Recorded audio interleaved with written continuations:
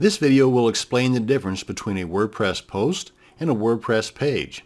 Now, of the two, the post is by far the most important. Now, let's back up to the beginning.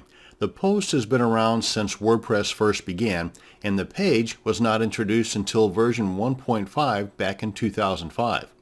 You see, with version 1.5 onward, you could now create static pages like your contact page or your about page that are not part of any blog post. And here's a couple other differences between the two.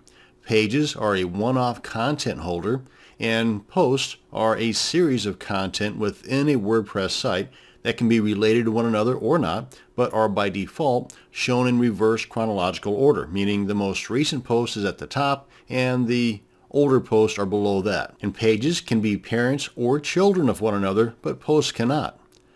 Posts, however, have tags and categories, but pages do not. And by default, you can use custom page templates, but you can't with posts. Posts have different post types, static, video, audio, depending upon the theme that you're using, and pages do not. And you can create as many different pages as you want, just like posts, and posts show up in your RSS feeds, but pages do not. And that's going to bring us to the end of this video on the differences between your WordPress post and your WordPress page. Thanks for watching, and you have a great day.